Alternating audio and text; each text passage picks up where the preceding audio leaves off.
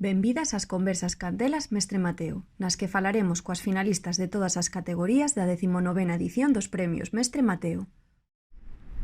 Hoxe estaremos coas finalistas a mellor comunicador ou comunicadora de televisión.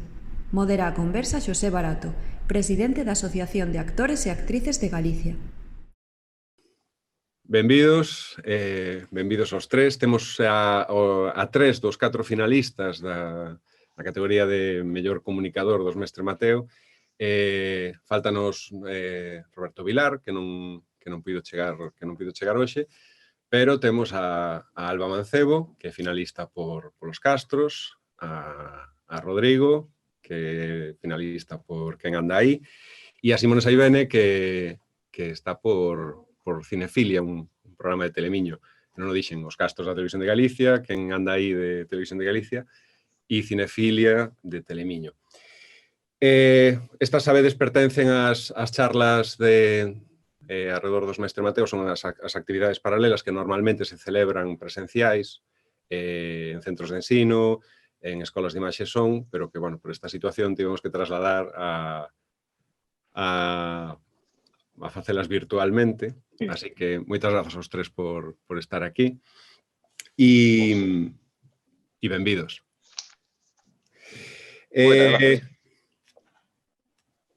Para arrancar un pouco, nesta nova, non sei como chamarlle, nesta novo sistema de comunicación estamos como moi acostumados xa a facer estas comunicacións desde a casa. Eu non sei onde estades cada un, non sei se nos podedes contar desde onde estades. Alba, ti onde estás?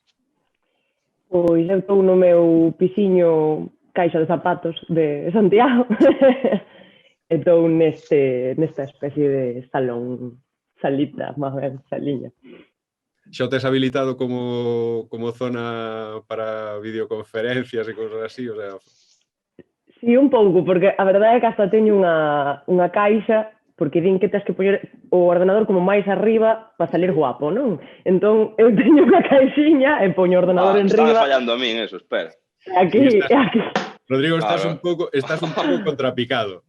Acabáramos. Vale, claro, joder. Lujo asiático, isto xa é outra cosa. Ai, moito mellor. Entón, ti, Rodrigo, estamos ben colocados. Eu tamén na casa, pero con menos experiencia nestas cousas que ao resto. Estou no salón. E menos mal que viñen po salón, porque estuve intentado de facelo na habitación, pero como me levantei, a verdade, un pouco tarde, non me dera tempo a facer a cama, e dixen, buah, non me vou mover aquí, que logo pasa o que pasa, tiño que levantar e me moves o teléfono, que ves a cama sin facer, e non quero que a xente saiba que estou a 7 da mañá que a cama sin facer. Non, levarías unha bronca da casa. Non queres que os leva a túa nai, é verdad? No, e hasta vos, hasta me dá un pouco de vergonza. Nada máis acaba isto, primeiro que facer vai ser facer a cama, evidentemente, pero non, preferín vir po salón e estou aquí máis tranquilote. Pero si no salón, en Santiago, aquí na casa onde vivo, vaya. Pero, e dis que non tes tanta experiencia, pero ti non chegaches a facer algo, non entraches no programa que presentas algunha vez desde a casa? Sí, bueno, pero unha vez que estiven aí confinado por contacto con positivo e tal, pero intento bueno, ahora cada vez hai que facer máis, queiras ou non che queda outra. E refírome de facelos en plan de facelos ben, non en plan cando estábamos no confinamento que, non sei, para falar un sábado cos amigos te xuntabas 4 ou 5 e tomabas unha cerveza ou que sexa. Me refiero de facelos en plan de entrevista de traballo, sabes? Sí, no, claro, plano, se te fixas, mira que o director de fotografía ten que estar moi contento, mires ese fondo que ven que dá e que rompe todo. Entón, bueno, ainda teño que definir pouquinho a pouco, eso, pero irei non mellorando. No próximo sabe mellor, En plano ganavos, supoño que... Sí, en plano ganavos. Sí.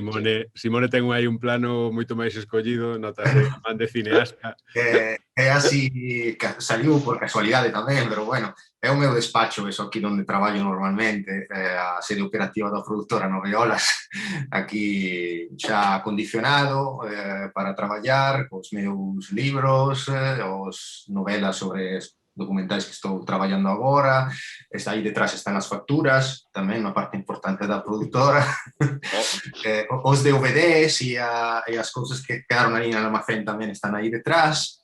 E logo sí que é verdade que durante o confinamento parte dos programas de Cinefilia os emitín os gravamos dende casa directamente, porque non paramos nunca de emitir Cinefilia, pero sí que acondicionei o salón de casa. Aí o problema era coller o día exactamente, nos emitimos dende Ourense, cando a luz era boa, porque non tiñamos focos, entón habría que ver sempre Meteo Galicia constantemente e ver cando a luz entraba mellor pola tarde para poder gravar as entradillas do programa en condicións. Pero bueno, aquí, sempre dende Ourense. Bueno, os tres sodes finalistas a mellor comunicador por tres programas moi distintos. Eu non sei, para quen non coñeza os programas nos que traballades, Alba, que son os castros e cal é a túa función no programa? Pois os castros é unha serie documental na que se intentou achegarlle á xente o que é a cultura castrexa. Que a verdade é que todos temos así un castro preto da casa, todos sentimos un castro así como se fora noso, pero sabemos moi pouco realmente sobre quen eran os castrexos e sobre como se vivía nesas construcións que todos temos como un castro que decimos, pois eu este sinto como máis preto, máis meu. Entón é unha serie documental de 7 capítulos nos que fomos centrándonos en diferentes temáticas, entre comillas. Fomos falando pois da sociedade, da economía, da cultura, e despois o último capítulo xa é que é un dos capítulos favoritos de moita xente que me dixera, que é como o plan perfecto de excursións, porque son os 12 castros jalaicos,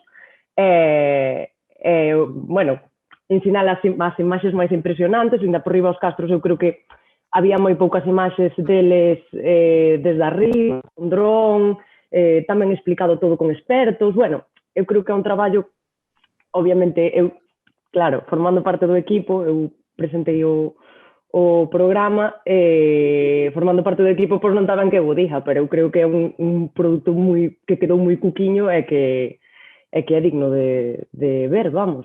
Sobre todo por aprender. A nivel divulgativo, a mí pareceme genial. Temos a sorte de que hai moitos coles nos que tuveron emitindo para que os nenos souperan máis de quen son os castrexos, quen foron os castrexos. No teu caso é moito máis complicado poder facelo desde a casa, evidentemente. O sea, quero dicir, No, sí, claro. Claro, ademais de que realmente os castros eu cumplín 28 anos a semana pasada e empezamos a gravar cando eu tiña 25. Entón foi un proceso bastante largo de todo, vamos. Rodrigo, no teu caso, que é quen anda aí? Quen é? Pois mira, o que anda aí... Os acompañantes definitivos do confinamento. Iso creo que é para toda a Galicia, vamos. Sí, pode ser unha boa definición. É que foi un programa, e creo que sigue sendo, e creo que ten que ser así, en redefinición constante, non? Como todos os programas en directo. Naceu como un programa de entretemento de tarde, cun ton moi diferente, convertiuse nun magazine ou nunha sorte de magazine informativo por as circunstancias que todos coñecemos, porque pasou fai un ano e hai un ano non tiña sentido que falásemos de outra cousa que non fose de algo que nos estaba cambiando a vida a nós e a todos que tiñamos ao redor. Entón, intentamos adaptarnos un pouco ás circunstancias que nos marcaba a actualidade e a vida en xeral, xa non só a actualidade, senón o día a día, e intentar divulgar, informar, na medida do posible, entreter, animar tamén. Bueno, foi un proceso complicado porque había momentos no que tiñas que mirar un pouco para dentro de ti e decir, en plan, a ver, que lle está pasando a meus pais, que está pasando a esta xente, que é o momento de rir, é o momento de informar, é o momento serio, estamos rendo xente, como dis, para que a xente se vaya concienciando de que cada vez hai que poñer máis a máscara. Xestos moi tontos, que ahora mesmo estamos moi asumidos, pero que hai 9 meses, 10 meses, eran debates que ainda non estaban superados, que non estaban definidos. Entón, bueno, o programa aí mudou moito. Pero, bueno, como di Alba, a idea fundamental era acompañar, intentando, pois, facer o que nós pensábamos que facía máis falta en cada momento. E aí dentro do traballo inmenso que fai todo o equipo do programa, un equipo de 70, 80 personas que diariamente se deixan os cornos por facer un directo de 3 horas, que todos sabedes que é moi duro. Os programas diarios especialmente son moi duros. Pois, bueno, os que estamos dentro da pantalla, eu e Roberto, pois o que intentamos é intentar, bueno, pois recebar as paredes, alicatar os baños, darlle un pouco un envoltorio, darlle un pouco o remate final ao traballo que leva facendo todo o noso equipo, pois moitísimas horas. E, Simone, no teu caso, cinefilia, eu vexo ás veces por YouTube. o acceso que teño. A quen non o coñeza, contanos que é Cinefilia e que fas ti en Cinefilia. Sí, è un programma che nace nel 2019, a finais de setembro, una nuova xerente que chegou a Telemiño, que é unha emisora local aquí de Ourense, quería un pouco renovar a programación e quería facer un programa de cine. Entón contactoume porque escoitoume na radio, teño un programa en Onda Cero Ourense dedicado ás novidades cinematográficas, á crítica cinematográfica, e propúxome de un pouco encargarme de construir un programa de cine de 25 minutos que se emitiera todos os mércores ás 10 da noite e logo despois en réplica en varios horarios do día durante a semana e logo tamén se colga, como dicías ti, en YouTube e tamén se pode ver a través de R Televisión en toda Galicia, tamén, eso é importante dicilo tamén.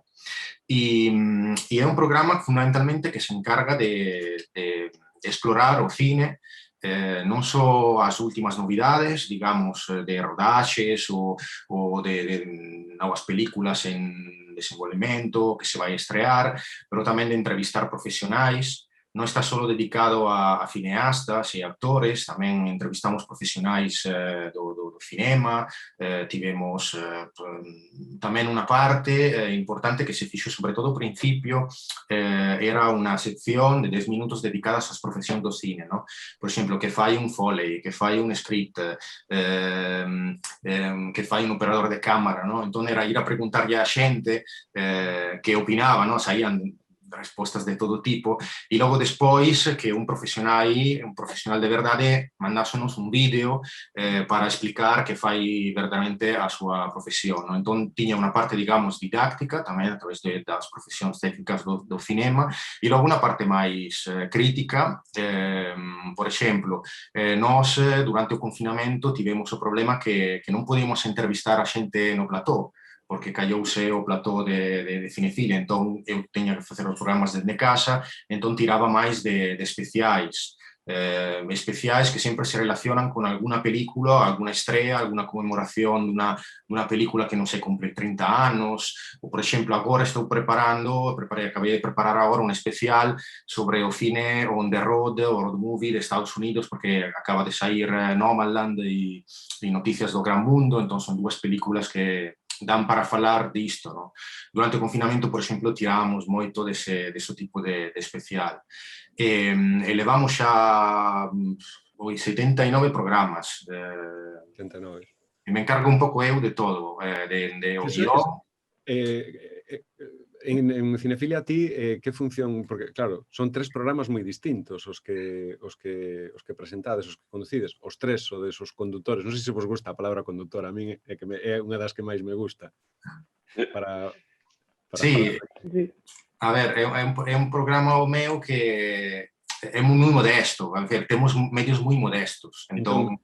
E que función tes ademais, por exemplo, de ser condutor do programa, que máis funcións cumples dentro do programa? De guión, teño que guionizar todo o programa, todas as semanas, teño que hasta redactar la reseña que vou mandar ao periódico, que se vai a publicar, teño que tamén, por exemplo, facemos os especiais que dicía agora sobre o cine de road, teño que descargar todos os clips, teño que escribir o texto, teño que minutar os clips, é dicir, teño que mandarlle todo a montadora, perfecto, todo moi ben minutado para que poda simplemente executar, porque aí en Telemiño non hai moito persoal, é dicir, son persoas que están facendo ao mellor a montadora, ten que facer outros 5 programas durante a semana.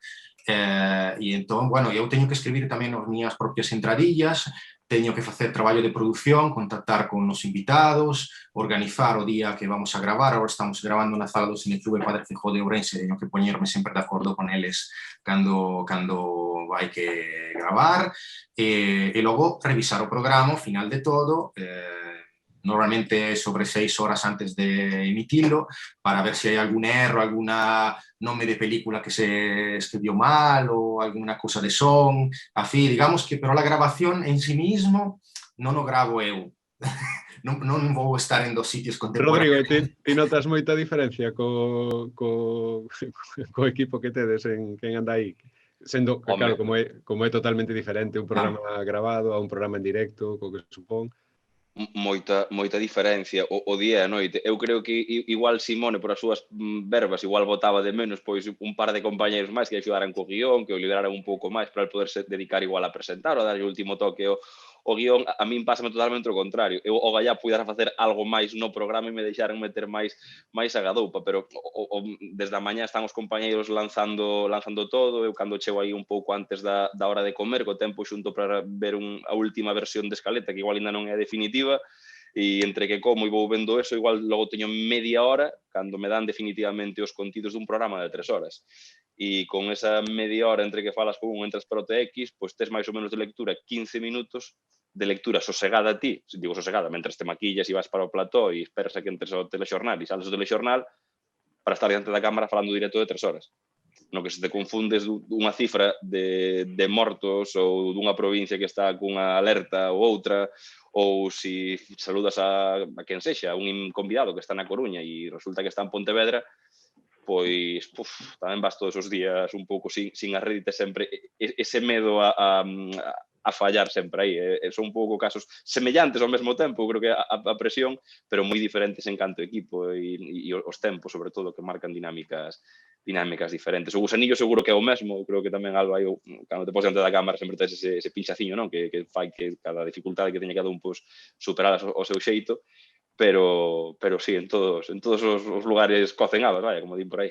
E no teu caso, Alba, porque é outro formato totalmente distinto, o sea, un documental que coñezo a parte do equipo co que traballas, coñezo moi ben. Os Castros está dirixido por Xosé Manuel Vega, que foi o director de Historias de Galicia e co que tive o placer de traballar durante moito tempo. E coñecendo, sei que os guións están moi traballados, cada palabra que se di ten unha importancia, teñen esa diferencia que pode haber entre un directo, un programa con recursos máis limitados. Como é ese equipo que fai os Castros? O meu equipo é maravilloso, eso para empezar, pero sí, a verdade é que a min douseme un pouco o traballo todo feito. O que pasa que, claro, eu son un pouco rabuda, entón eses guións que Vega fai tan redondiños, eu algunha volta conseguín darlle, por suposto, de ler guión e dicir, eu esta palabra non a vou dicir, eu isto, sabes, porque non vai comigo, entón tal, pero realmente que o meu traballo, ou seja, sí, o meu traballo en CRTVG son as redes sociais. Entón, eu fui fichada un pouco para facer os Castros, pero realmente eu o que fago facía nese momento era xestionar as redes sociais. Entón, o traballo dos Castros foi como un pouco extra, que eu sempre digo que foi para min como un pequeno regalo, sabes? Un regalo que se me fixo. Entón, un día ou 2 a semana gravaba os Castros, pero despois o resto da semana dedicábame ás redes sociais, polo tanto, eu tampouco tuve moito tempo para involucrarme no traballo previo do programa, de guionizar e todo eso. Despois, o equipo, como ti dis, Vega, é unha persoa que lle dá moitísima importancia aos detalles, a cada unha das palabras, eses guións tan super repensados, non podía ser de outro xeito, vamos, porque era el quen dominaba a materia como tal. E despois eu, era a primeira vez que facía televisión e houve moitos compañeiros que me axudaron moito, todos os compañeiros do equipo, evidentemente, pero, por exemplo, eu penso, ademais de en Vega, en Ángeles, que é a realizadora, penso tamén en Vitorino, que é o cámara que creo que tamén traballou contigo, non? Barato. Algunha vez. E con Media Galicia, claro. Vitorino, con que non traballou Vitorino, cuidado, Vitorino é un dos que manexa Steadicam, dos pioneiros, sí, quero dicir, todo o mundo traballou con Vitorino. Clásico. Pois Vitorino está xubilado. Xusto o último traballo foron os Castros, e a verdade é que con el eu aprendín moito, porque eu non sabía moitas cousas de televisión, quero dicir, era a primeira vez que eu realmente facía un programa ou que tal. Isto é bo, iso ás veces é moi bo. Como? Que ás veces é moi bo non saber esa inocencia de tal, creo que todos a sentimos algunha vez, a primeira vez que fas algo, e no caso do noso traballo de comunicar, de presentar, hai algo aí moi chulo nesa inocencia e nesa valentía a hora de presentar. Sí, o que pasa é que cando leva o móvil no bolsillo para gravar e o micro empeza a facer ruído, de repente Vitorino se dá conta de que ti tes o móvil no bolsillo, eso xa non che fai tanta gracia. Na vella escola, algo que no audiovisual sempre se falou da vella escola, no? Creo que xa se perdeu o que era a vella escola. Na vella escola, cando pasaba iso, a persoa que lle sonaba o que lle soaba o móvil estaba obrigada a pagar unha ronda a todo o equipo. Entón, había un coidado e unha preocupación porque iso non pasara. Claro. É terrible que un móvil este encendido. E sempre o meu modo... non foi tanto por soar, senón polas interferencias, Sí. Non silencio. Modo avión. As interferencias son terribles.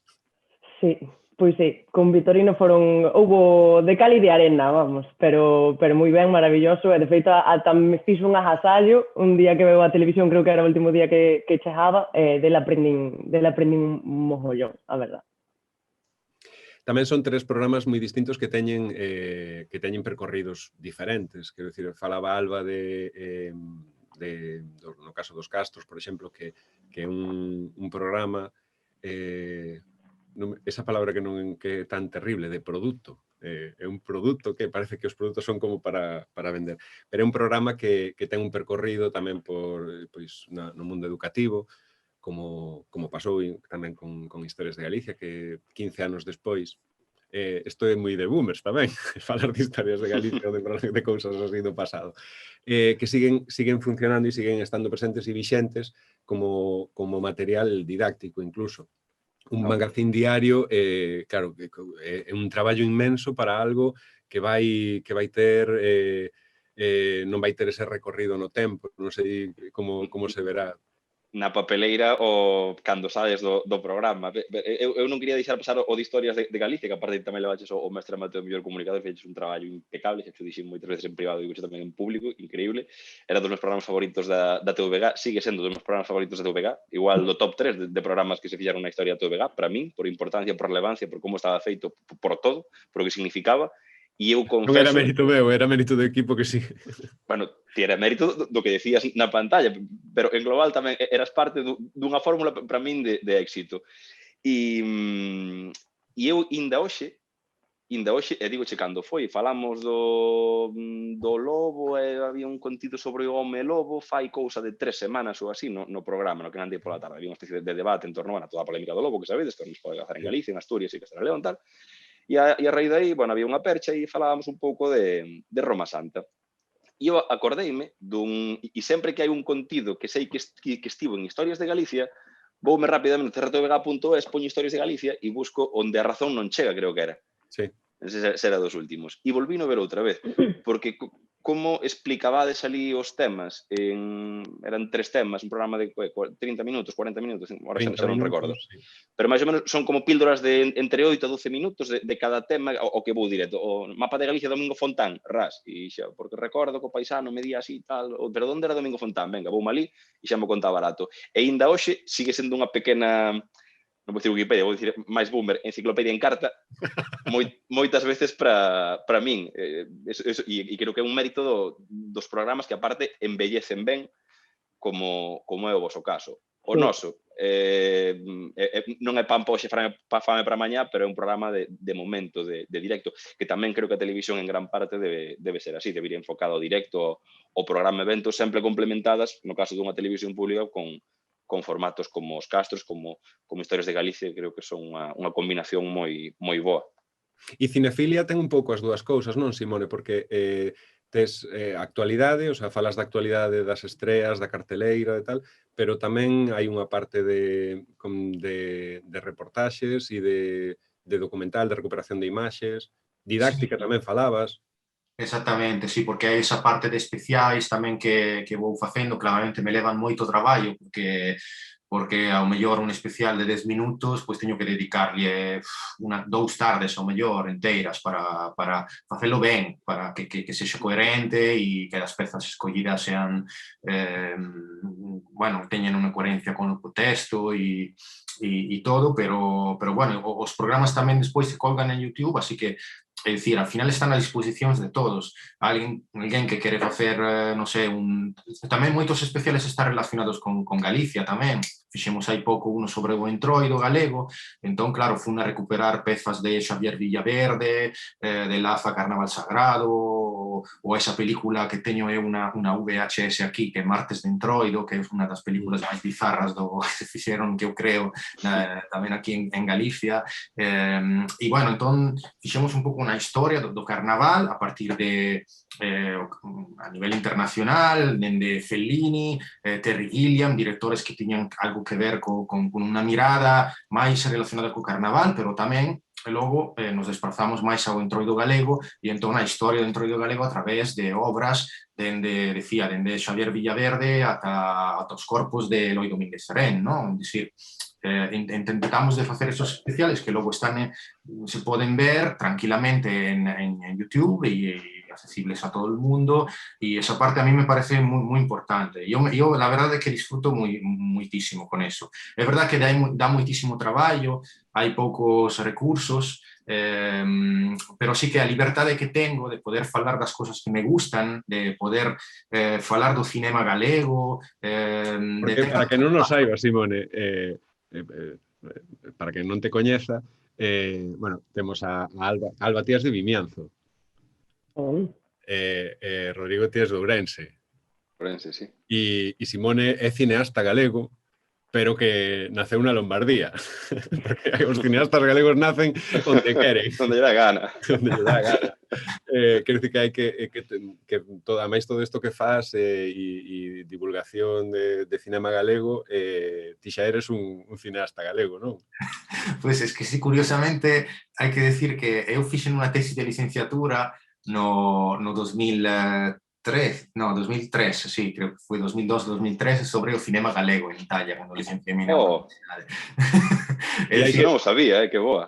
Hai que ver, os tres, eu diríaos, unha cousa que nunca, a veces non se fala cando falamos de comunicadores, a importancia de dominar o idioma. É algo, sobre todo, cando falamos, por exemplo, nunha televisión pública, debería de ser básico. Que vos dous sodes un exemplo maravilloso, tanto Alba como Rodrigo, do idioma bonito que tedes, ademais coas vosas variantes, tal. Pero, e no caso de Simone tamén. É dicir, a mí é curioso, porque a verdade é que eu dicía ao principio, antes de facer esta charla, que era un pouco un infiltrado, ¿no? Porque sempre tiven como un complexo, eu sempre dende pequeño, vou confesar aquí, que non sabía comunicar moi ben e que, bueno, non veño tampouco de unha familia, nací nun pobo do norte de Italia e en Lombardía, cerca de Suiza, pero a miña familia, digamos... Sei Tedeschi. No, bueno, Tedeschi é la Suiza italiana, máis Cantón Ticino aí, pero bueno, italiana sempre é la parte, pero falan moito en dialecto comasco e é outro dialecto tamén. E o meu pai, por exemplo, tiña un apodo no pobo que o chamaban, lo digo en italiano, é o parlanò, que traducido en galego sería o falanon, o chamaban o falanon, porque o meu pai non fala. É dicir, digamos que como modelo de comunicación tive unha persoa parecida a un persoaxe dunha película de Kaurismäki, ¿no? Pero é así. A miña nai tampouco era unha persoa que se sentaba comigo a contarme historias desas cosas bonitas que sempre saen nos contos, ¿no? Pero no, ao mellor podía sentarme comigo para rezar, porque era unha familia moi religiosa, ¿no? Entón tampouco tiven moita inspiración aí, ¿no? En ese sentido. Pero logo, curiosamente... Atopáchelo galego e todo eso. Curiosamente, na miña profesión, logo atopeime con traballos de... Cando traballaba en Milán, traballei varios anos en Milán na Fundación Cultural, tiña que presentar película, presentar directores, e tiven que enfrentarme a eso, ¿no? De unha forma ou da outra. E logo é curioso, porque cando cheguei aquí, non me custou tanto aprender o galego. E outro día unos amigos me preguntaban, pero como te expresas máis, en italiano ou en galego? E eu digo, no, eu en galego, en castelán, en xeral, me resulta moito máis fácil. Non sei por qué. Cando volvo a Italia e falo cos meus amigos de antes, me dicen que parezco un español que intenta de falar en italiano. É curioso. Non teño antepasados galegos, o mellor noutra vida, non sei. Que ti saibas. No, pero de unha das claves, Simone, é que non é tan difícil, dixéchelo así tan asertivo e tan normal, e que é verdad que o galego non é tan doado. Con poñerlle un mínimo de vontade, se dominas calquera lingua romance, francés, catalán, castelán ou portugués, Pero vas a sabes falar que nun período corto de tempo. hai moitos italianos que eu coñezo, bueno, que coñecín nos tempos que vivo aquí en Galicia, dende o 2009, que non falan galego, é dicir, non aprendiron, le custa moito, os italianos en xeral non se adaptan tanto, no, a ese tipo de... Mentre eu, sí, eu non tive ninguna dificultade. Es que podo decirme que me sinto de verdade, sempre me sentí máis en casa aquí que en Italia. É curioso, no? Pero non podo non comentalo porque é la realidade. A nós posnos moi contentos dicindo eso, eso seguro. Sí, sempre gratificante atopar pois a xente que adopta a lingua así e que a trata con ese respeto e con ese cariño. Porque é importante, non? A lingua. Rodrigo, ti xa estiveches nestas lides de andar nos Mestre Mateo e foi moi comentado aquel discurso que deches falando da lingua, cando recolleche o premio. Comentar, sí. É que, a ver, eu creo que é vital e a Simone coñezo menos, pero acabas de expresar, e a ti e Alba xa sei tamén máis ou menos o que opinades, e creo que coxeamos todos do mismo pen. Non hai moito que dicir, se vamos á lei da CRTVG, 9/84, xa non me acordo, estudiar cando fora pasa oposicións, pero no primeiro capítulo, Natureza e funcións, ven decir algo así como que todo está vinculado a través o sea, todo non, perdón, que a natureza e función desta televisión e deste servizo público é defender, promover a lingua e a toda a nosa cultura, pero, digamos, o tesouro máis importante, o máis diferencial que temos como cultura ou como país é a nosa lingua. Entonces, a Televisión de Galicia, a Radio Galega e todo o que salga da corporación non pode non priorizar todo eso en todas e cada unha das súas accións, e nós como presentadores deberíamos ser correas de transmisión que levásemos eso grabado a lume, especialmente os que somos caras da casa, ou que circunstancialmente presentamos programas, e todos cometemos erros no galego diariamente os presentadores. Eu primeiro, acabo de decir antes, non sei que, fabas contadas, que é unha expresión que igual non é demasiado galega ou tal. Non ten que ver. Eu rallo moito con estas paranoias, pero logo sempre se escapa algunha cousa nunha conversa e tes que ter un estándar realmente moi alto, unha exigencia moi alta que seguramente aquí en Galicia, e creo que lle damos importancia a todos en global, pero deixamos pasar igual un castelanismo e non pasa nada, pero seguramente se alguén ve pasapalabra pola tarde e un presentador di unha palabra incorrecta, nadie diría en plan de, eu que sei. E aquí como que, non sei. Eu sempre poño o mesmo exemplo, porque a hora de escribir é exactamente igual. Un error gráfico en castelán, Dios mío, puso maravilla con B, pero se pos maravilla con V en galego nin candi nada. Hai un doble rasero que nós xa o conocemos ben, vamos todos aquí. Pero realmente sí. Claro, os erros non teñen, non podemos xulgar igual, pois é 3 horas en directo no que é bastante normal que claro, que algo que está meditado ou que está repasado. Que se pode repetir, no que se pode tal. Eu non sei se sigue facendo, Alba. Perdón, estáme timbrando, creo que me chega un paquete, importa, pues, naturalidade máxima, non? Seguimos, sí. Perdón. Que ten. E así e digo ya, Alba, eu non sei se segue pasando. Podemos escutar aí a Rodrigo. Sí, recollendo o paquete, genial. Recollendo o paquete, un paquete silenciar tamén. Un paquetiño para Rodrigo, vas a saber o que é ahora, non sei o que é, pero bueno. Ben, entramos no apartado de unboxing. Rodrigo, podes facernos un unboxing? Sí, estou aquí no... Bueno, ti verás, quero dicir... Iba a coller o teléfono, pero igual non se pode enseñar o paquete, espera. A ver se non vai ser un chuculú ou algo así. Estou na porta, no, espero que non. Se queres arriscarte a facelo en directo... Queredes? Ostras, espera, é que teño que poñer hasta a máscara, espera, que isto, cuidado, Dios mío, que vos estou dando. A ver, queredelo, vamos a hablar. Pero por que tens que poñer a máscara? Home, porque vou falar co repartidor. Vale. Co repartidor. Vale. Eu estou moi xa consciente. recolleras, que tiñas medo a que fora Antrax ou algo así. Moi amable, graciñas. É viño. De verdade, é viño, mirad, é viño. Bueno, Se queredes ver as Invitarás. botellas, vos enseño ahora, pero non sei cales son, non sei se podemos facer publicidade ou non. É da Non, é casa. verdade. No, que va. É un chollo que me mandan sempre... A ver, é que é complicado de explicar. A min gusta o viño. Como a maioría da xente, supoño.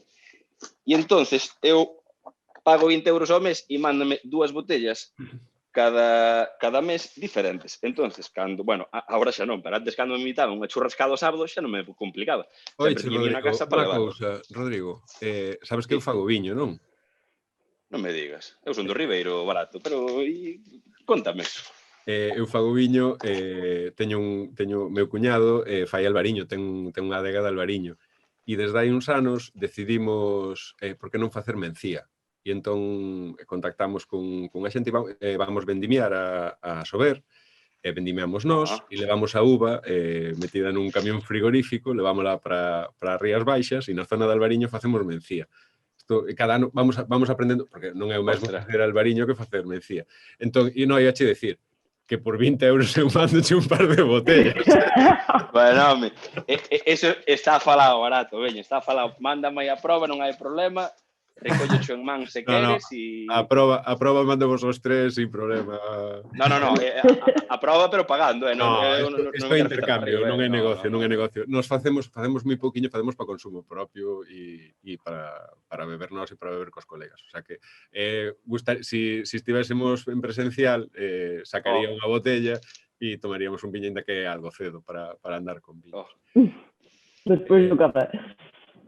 Pois, moi ben, este unboxing de viño. Non enseñei as botellas para non facer publicidade, pero bueno, eran botellas de viño, eran 2. Xa nos dirás se está bo. Simone, ti, tamén para que non coñeza a Simone é cineasta. El faz ficción tamén, documentais. Que che aporta esta faceta de, que non sei se é programa de divulgación, de actualidade, como queres definilo, como se retroalimentan esas dúas facetas túas? Se retroalimenta, eu creo, dunha faceta que aínda chega antes que a de espectador. É dicir, antes de ser cineasta e presentador e conductor de programa, son un espectador, un gran espectador. É dicir, gústame moito ver cine e ler sobre cine, e, bueno, leer tamén moito, leio moito tamén de literatura, todas esas cosas se retroalimentan ao final. E entón, bueno, e tamén hai unha parte técnica tamén que no programa teño que estar pendente un pouco máis, os técnicos, é dicir, coñecer o medio, saber montar, eso axuda moito máis, traballar coa montadora, que é moi boa, pero, bueno, para entendernos falando do mesmo linguaxe, tamén aí. Si non controlaría nada, sería moito máis complicado, porque, claro, eu teño que minutar tamén parte do programa, teño que acceder ao ordenador, dende aí en Telemiño, minutar as entrevistas, por exemplo, e todo ese tema, se lo controlo xa, non hai dificultade, Entón, eu creo que toda esa parte que aprendín técnica, a parte de contido tamén, pues axuda moitísimo. Ao final, componer un programa é unha cuestión de tempo, pero non me supón un esforzo complexo de partir desde cero. Todo ao revés. E, Alba, eu non sei se, coñecendo o director do teu programa, non sei se, porque pensando nos castros, o sea, que se fala dos castros, non sei se o normal é pensar que é un programa de historia, do pasado. Pero coñecendo o director, que sempre di que el non fai programas de historia, sino que fai programas de actualidade.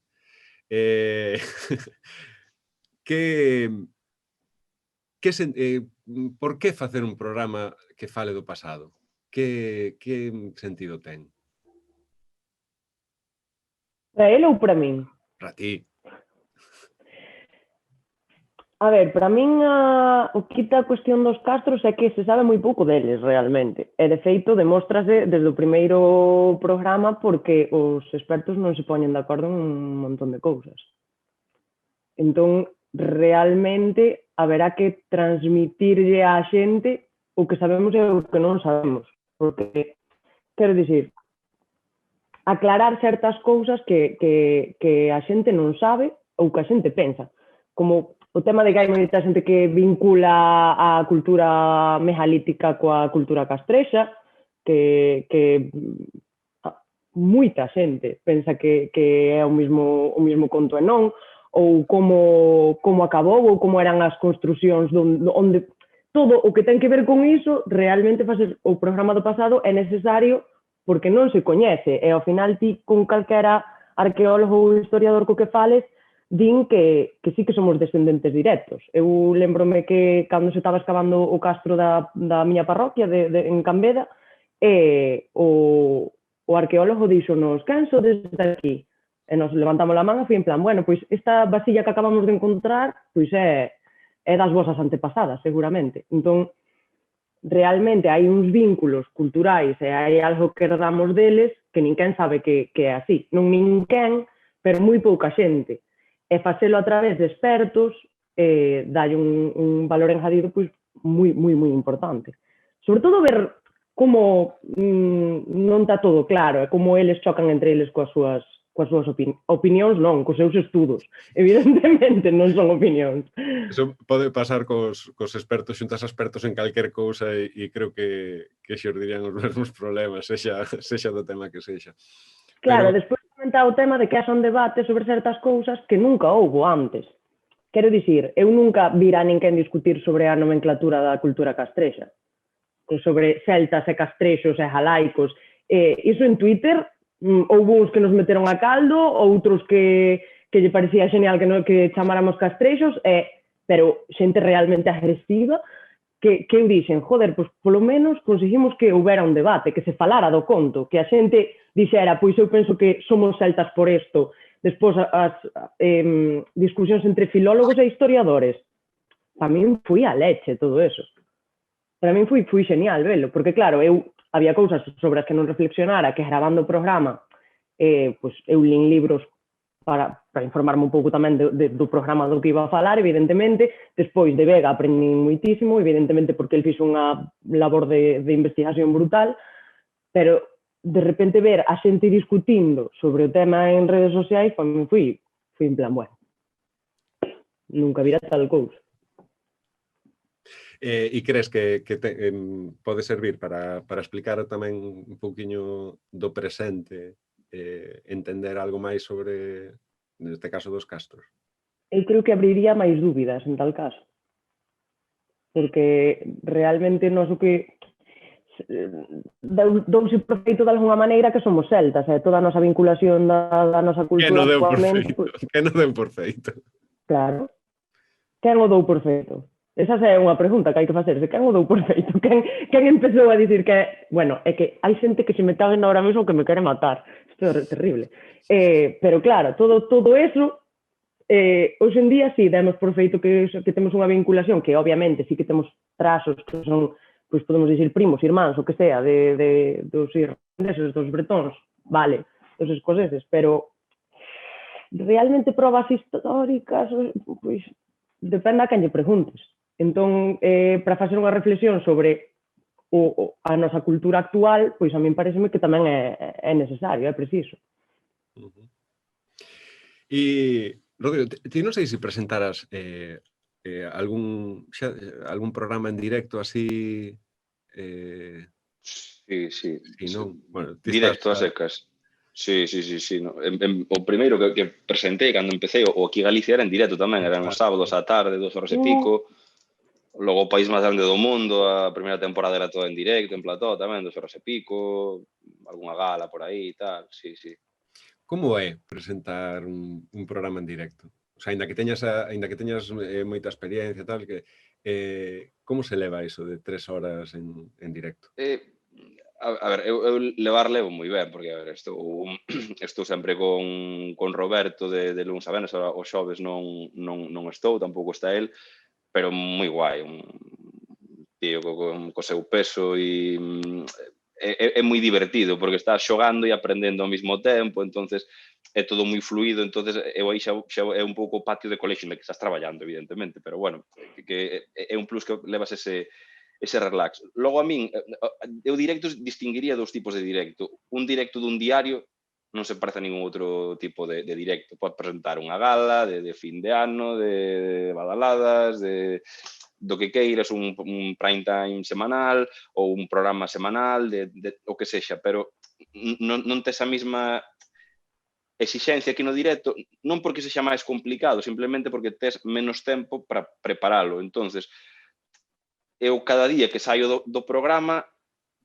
saio descontento, porque non o fixen o 100% do ben que o podía facer. Eu sempre, cando acabo o programa, vou ali ao camerino, teño aquí a xenda e apunto en plan, teño que ver isto, a ver como quedou, tal, e aquí poden facer isto enganchei no mal, e vou a casa e a veces digo en plan, isto que pensei que quedara mal, tampouco quedou tan mal, pero sempre hai detalles a pulir. E hai nos en todos os programas, ainda que levemos 14 anos preparando un programa e fagamos entre os 4, no día da grabación diremos, ostra, pois esta palabra ou este plano, ao final aquela luz, sempre hai cousas que mellorar, non? Como cando faz unha casa e che queda ao final, pois isto é igual, pero nun diario moitísimo máis. Entonces un pouco tes que equilibrar tamén, o sea, ser exixente, evidentemente, ao máximo, 100% co teu traballo, co de todos os compañeiros, pero ao mesmo tempo saber que ser un pouco flexible contigo mesmo. E a min iso é o que máis me costa, poder ter para prepararlo pois unha hora e media máis, ou estar tranquilamente unha hora nunha mesa, sabes, podendo ver o que hai de guión, as fichas, ou non estar vendo as noticias aí en plan a que salta pola mañá para máis ou menos ir cun plan e digo, a ver se algo do que lín encaixa o que vamos falar hoxe e logo sacarlle partido. Pero é o que ten un directo o sea, un directo diario neste sentido é o que ten, que che exixe moito e moitas veces parte do traballo que ti fagas non se vai ver representado no que pase, pero bueno, hai no que ir capeando aí como un temporal nun barco, que non vaya o barco a roches e leválo a porto máis seguro posible, e tamén é unha tarefa moi doada e moi bonita día a día, é un reto e sempre tes a adrenalina a tope tamén. Non estes votados, porque é o que penso sempre. Sí, perdón, é que se cortou un momento, Alba. Se non saídes esgotados, que é o que penso sempre, que tedes que acabar reventados todos os días, de 3 horas de presión, da actualidade de... Hai días que nos chega, sobre todo, o luns non te enteras, pero o luns como que ves da fin de semana, pim, pam, pum, tal, e dices, hostia, xa acabou o programa, tal. Pero cando estaba tamén os xoves e chegaba o programa dos venres, que Roberto viña de facer Land Rover tamén, Roberto polas mañas está todavía no seu programa, tal, traballando, preparando os contidos, presenta todas as tardes o que anda aí, e a veces cando chegábamos o viernes era como... Sabes a sensación cando te vas cun colega de vacacións 7 días e é o último día que estás chegando a casa e estás cansado de todo, hasta del, e tamén dices en plan de, tío, ahora, eso, xa, hasta dentro de días non nos vemos, non? Pues, estás como un pouco agotado, non de estar xuntos, pero tes como ese rollo de, ahora necesitamos un tempiño, 4 ou 5 días, e non che deixo, direte, bum, bum, bum, e o lunes hai que estar aí outra vez. Sí que cansa, a veces cansa, pero tamén todo o que pasou neste ano foi un pouco, non sei se como unha anestesia ou como un chute de adrenalina que che facía, sabes, que ese cansancio que notabas cando acaba o programa, o día seguinte, da igual que dormiras 2 horas como 14, é igual, ibas cun chute porque era histórico, e facer televisión nunha época como esta é todo un luxo. Tamén é unha putada, perdón pola palabra, porque o galla que nunca pasara, evidentemente, por todo o que nos está afectando e por toda a xente que xa non está, que siguen sendo máis importante, e a veces esquécesenos, pero como profesional é un luxo. É un luxo. Estou seguro que Robert Capa tampouco quería facer as fotos na Guerra Civil, pero como fotoxornalista, cubrir un conflicto desas dimensións, pois é unha oportunidade dentro do malo que é. Bueno, salvando as distancias, da pandemia non creo que aporte, bueno, o galla aporte algunha cousa boa no futuro, está complicada de ver, pero o mero feito de traballar nela e sabendo as dificultades que ten o sector, que todos coñecedes, pois, bueno, xa algo para celebrar ou polo menos para notar aí aprender no futuro algo desta experiencia. Credes que esta situación, toda este ano que levamos de pandemia, este feito que probablemente sexa o feito histórico máis relevante que viviron as nosas xeracións e a nivel global, probablemente desde a Segunda Guerra Mundial, sexa o feito histórico máis relevante. Credes que cambiou algo? Vámonos centrar na nosa labor como condutores, comunicadores. Credes que cambiou algo o sentido do noso traballo?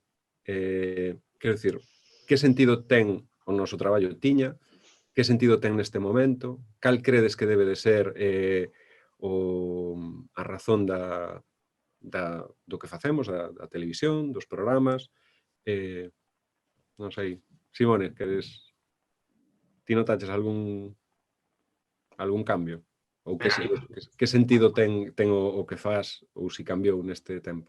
A nivel a nivel práctico, a nivel técnico e eso sí, cambiou bastante, no sentido que a min chamaronme cando fui lo do programa a semana antes do confinamento e dixeronme así directamente: hai programas para o mércores.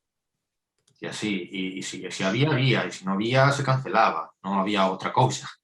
Eu digo, bueno, sempre me arranxei tamén na miña vida e facer as cousas, esos proxectos pequenos, esos documentales pequenos, con poucos recursos, e entón, nesa situación, digamos que a mí non me cambiou especialmente, porque foi outra situación máis, onde tiven que enfrentarme a unha situación de emerxencia e ter que sair adiante. E entón, bueno, digo, teño equipo aquí en casa, teño micro, pues, acondicionamos o salón, pues, tirar redes especiais e, sí, teño o programa.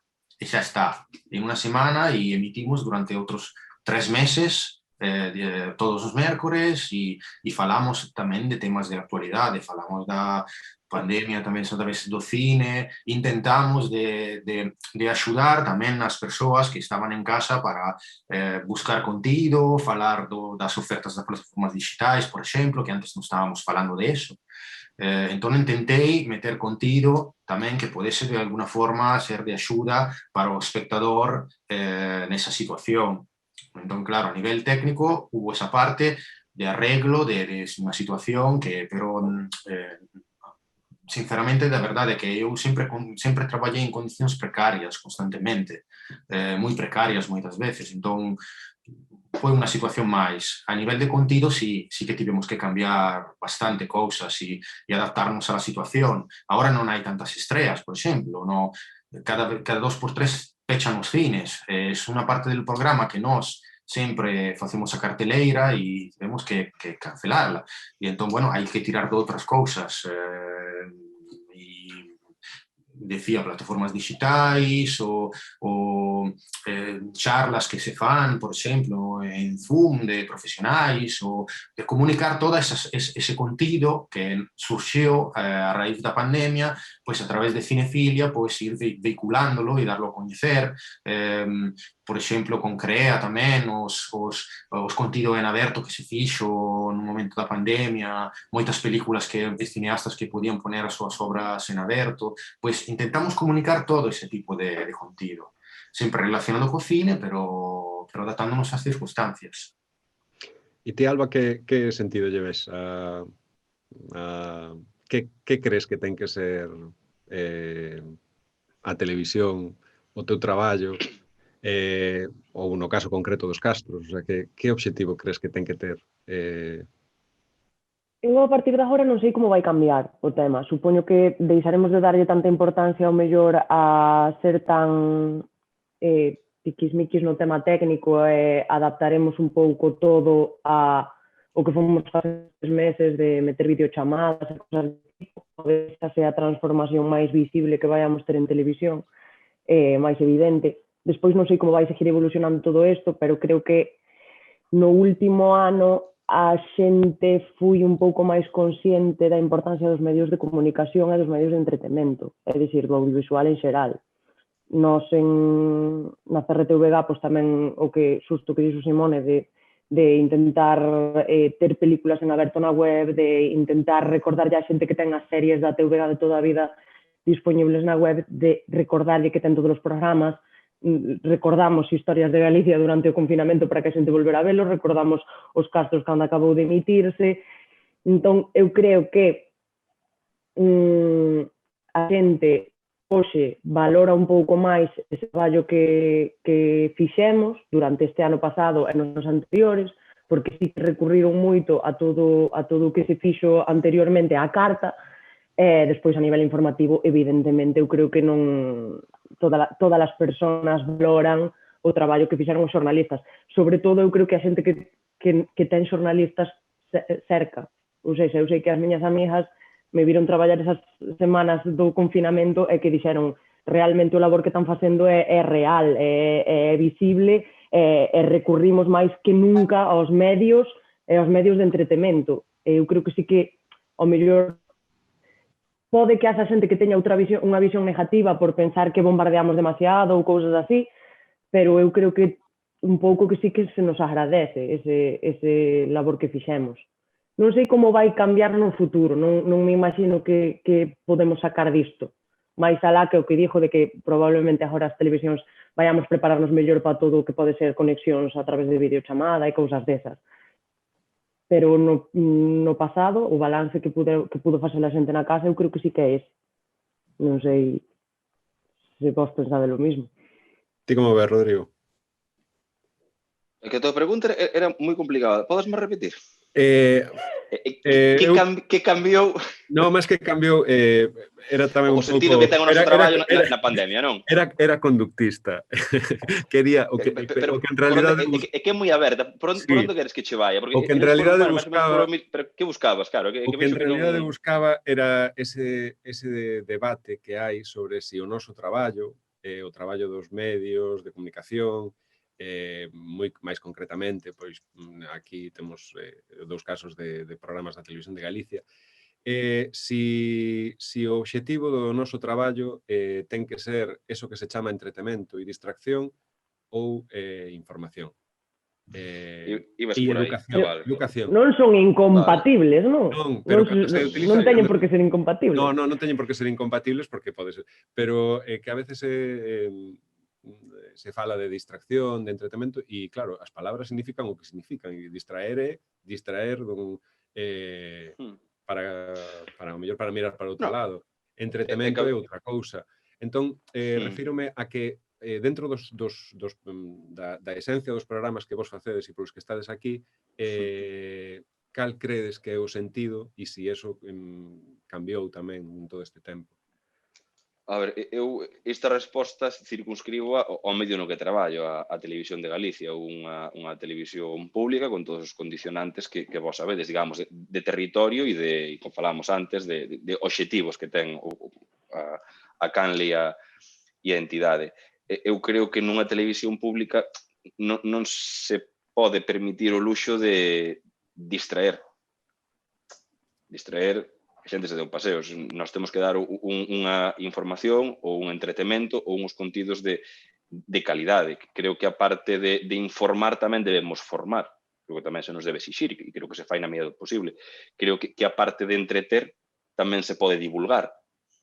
Decía Alba que non eran incompatibles moitas desas tarefas e eu creo que aí está o reto en conxugalas.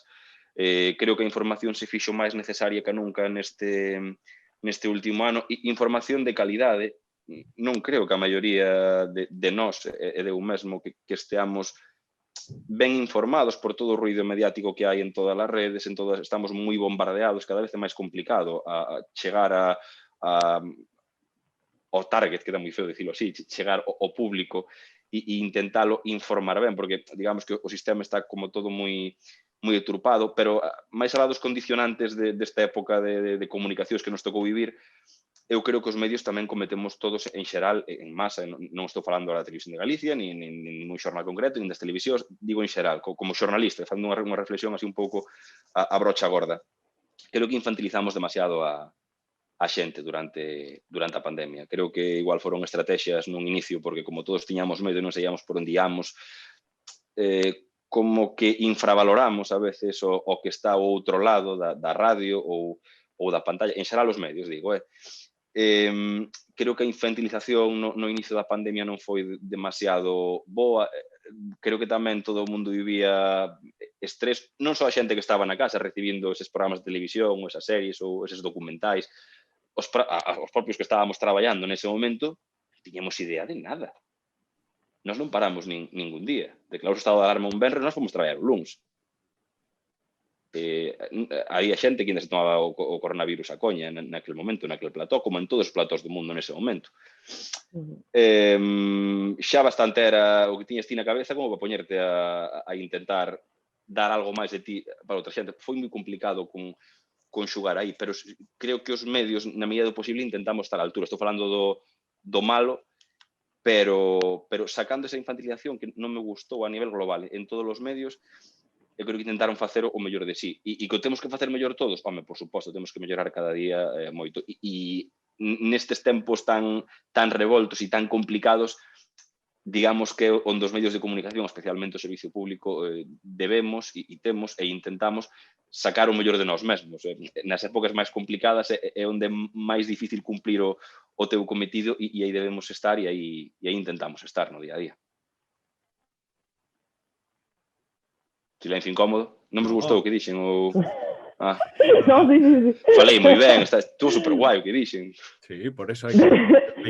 De todas maneiras, o sea, o de distraer evidentemente non está ben, pero eu que vivo nas redes sociais moitísimo, había dúas vertentes claras entre a xente que era a xente que quería información todo o día e quería que por favor deixáramos de falar do coronavirus porque que xa bastante desrayados estaban na casa como pa que seguíramos, que por favor puséramos unha película ou puséramos unha serie ou puséramos... Entón, eu creo que hai un equilibrio e que se pode facer ese equilibrio. Igual é tema para outro debate e, de feito, acabas de abrir aí unha espita importante, Alba, que a mí me interesa moito, ademais. Dice, o que vivo moito nas redes sociais, gustaríame debatir contigo como poden convivir dúas cousas, pois as redes sociais que son inmediatas, teñen unha duración, os contidos moi breve, ás veces pouco profundos, con esa outra parte, por exemplo, do traballo que estás facendo, que é todo o contrario, nos castros, que é algo moi meditado, con algo que ten unha intención de durabilidade no tempo, profundidade nos contidos. Si son, ata que punto, o sea, son compatibles. Son compatibles. Pero ese creo que é outro debate. Levamos unha hora falando. Que hora é? Xa? Sí, son as 11:20. Isto é grabado, non podemos decir agora. Pero mira, quería añadir unha cousa sobre o tema da información que antes non contei, pero bueno, que me pareció un paso importante que fixemos tamén no programa. Intentei sacar, por exemplo, 2 ou 3 especiais sobre a situación que se estaba a vivir, pero sempre a través do cinema. É dicir, o cinema como forma de coñecemento tamén. Como aprender máis a través de outras películas do que se fixo para comprendernos máis a situación que estamos a vivir, ¿no? Por exemplo, fixen un especial sobre espazos pechados, como os espazos pechados, o cine retratou os espazos pechados. O outro máis en concreto sobre a pandemia a través do cine. Pero eu creo que, por exemplo, o dos espazos pechados quedou moi ben nese momento. Tamén outro sobre situacións de películas que quedaron atrapadas e se atascaron, ou situacións de distribución de películas tamén con moitas dificultades, non? Para demostrar, en certo momento, cando foi xa cara ao xuño, que o cine sempre atopou unha fórmula para sair adiante, entón, dando certa esperanza, non? Tamén reflexionando sobre o pasado, pero sempre facéndolo a través do cine. Pero, bueno, eso creo que axudou tamén un pouco, quizáis, a comprender un pouco mellor a situación que estábamos a vivir a través de películas, simplemente. E de dar ás veces ferramentas que sí que as necesitamos todos.